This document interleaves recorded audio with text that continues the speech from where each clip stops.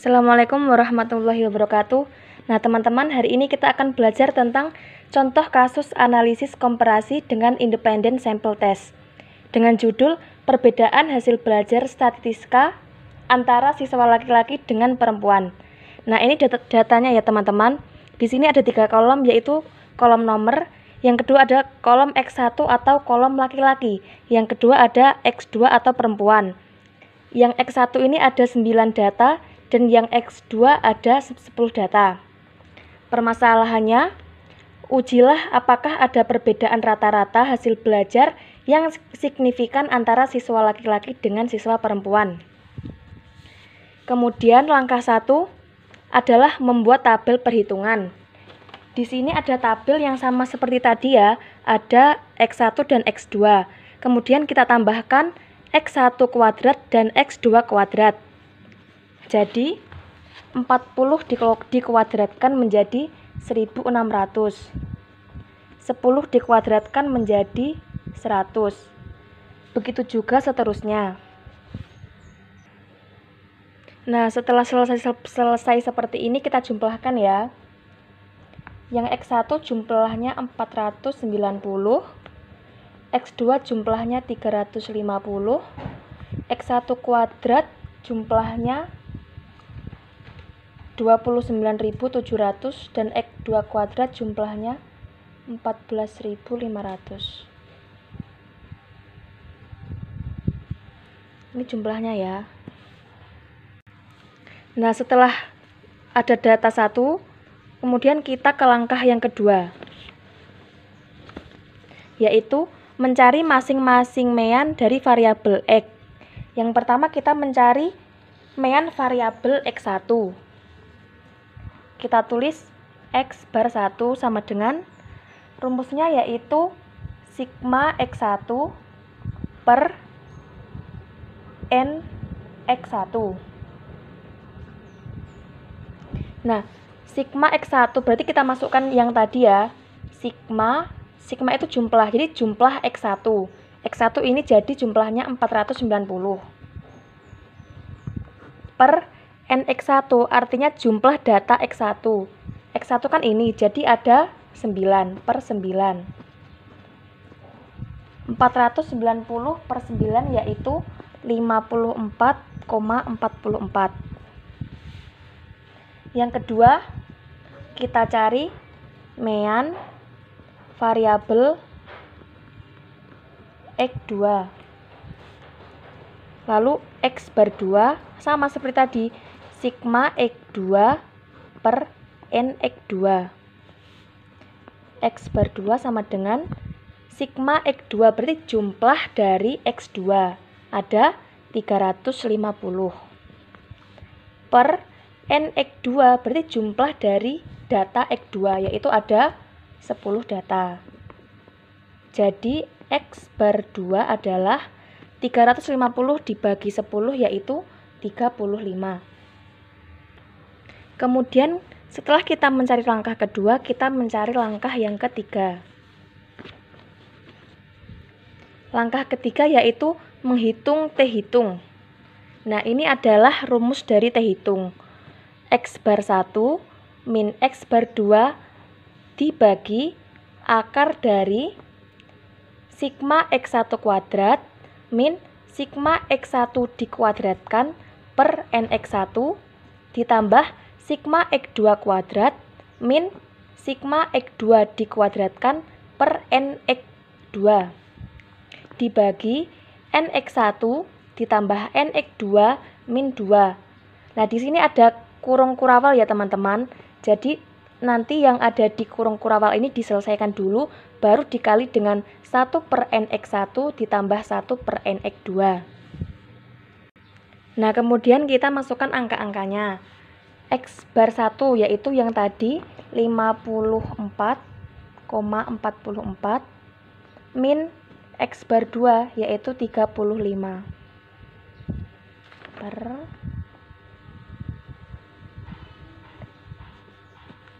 kita akar ya.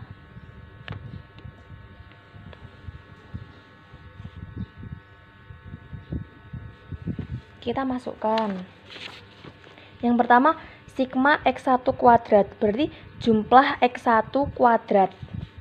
Jumlah X1 kuadrat. X1 kuadrat kan ini, jadi jumlahnya itu ini. Kita tulis 29.700. 29.700 dikurangi ini sigma X1 dikuadratkan ya teman-teman, jadi bukan sigma X1 kuadrat. Kalau sigma X1 kuadrat nanti ini hasilnya 29.700, tapi ini sigma X1 dikuadratkan. Kita lihat sigma X1 berapa? 490. Nah, 490-nya ini baru kita kuadratkan. Kemudian diper NX1, berarti jumlah X1 ada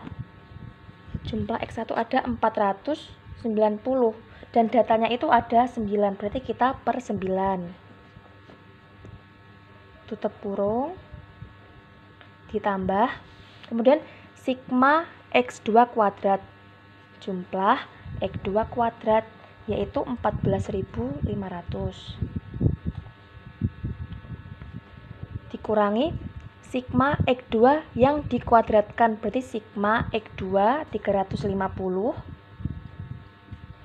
itu dikuadratkan diper NX2, berarti jumlah X2. X2 ada berapa? Ada 10, ya betul. Tutup kurung, kemudian diper NX1, jumlah X1 ada berapa? 9, betul. Kemudian NX2, jumlah X2 ada berapa? 10, betul. Kemudian diper 2. Kita tutup ya, tutup pakai kurung kurawal, dikali ini, diturunkan. Berarti 1 per NX1 berapa? 9. Ditambah 1 per NX2 berapa? 10. Jadi 1 per 9 ditambah 1 per 10. Sama dengan, kita tulis 54,44 dikurangi 35. Kita per lagi.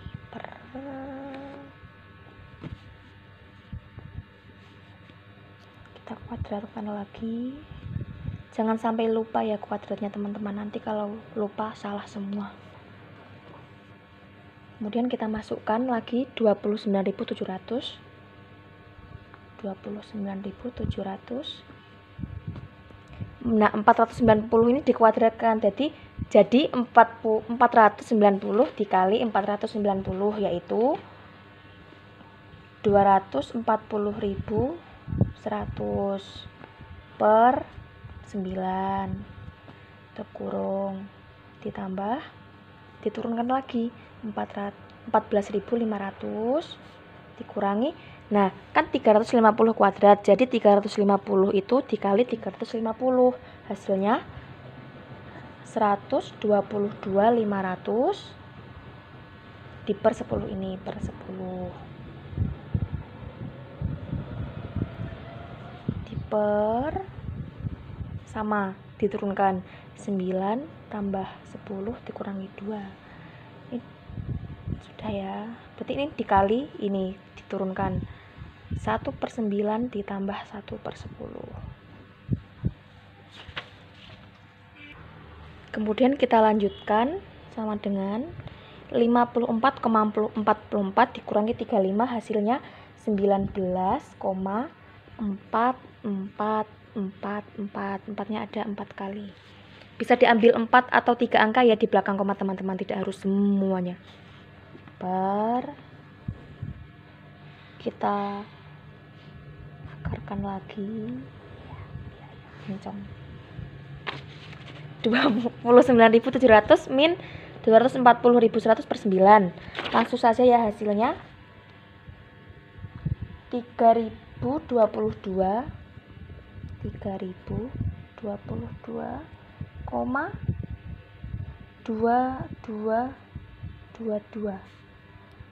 ditambah hasilnya yang ini yaitu 22.500. Salah, 2.250 kurung per ini 9 tambah 10 19. 19 kurangi 2 17 per 17 dikurung dikali 1/9 tambah 1/10. Kita turunkan lagi 19,4444 per ini hasilnya yaitu 310,1307. Kemudian kita kali dengan hasil dari 1/9 plus 1/10. Teman-teman sudah bisa? Sudah. Di sini ya. Yang belum bisa 1/9 ditambah 1/10. Kita samakan penyebutnya 90. 9 dapat 90 kali berapa? 10. Berarti atasnya kali 10. 1 kali 10 10. Ditambah 10 dapat 90 kali berapa? 9. Berarti 1 kali 9 9. Jadi 10 tambah 9 19. 19 per 90 yaitu 0,2111. Kita tulis di sini 0,2111. Kemudian kita turunkan lagi 19,4444 diper masih akar ya tadi. Nah, dari akar 65,4686. Langsung ya hasilnya itu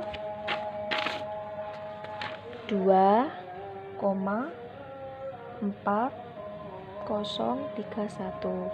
Nah, ini adalah hasil dari T hitung. Nggak cukup. Ini diturunkan ya T hitung, berarti ini juga T hitung. Ini juga T hitung.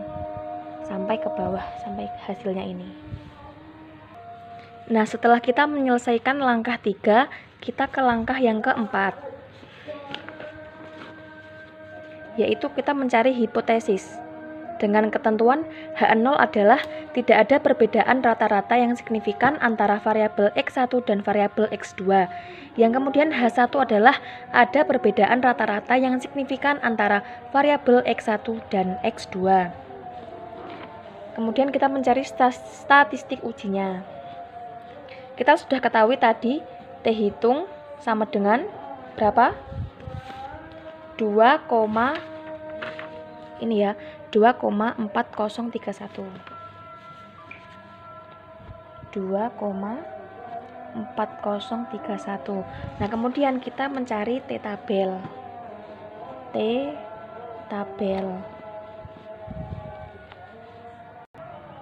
Nah, T tabel ini rumusnya adalah T alfa N X1 min 1 ditambah NX2 min 1. T tabel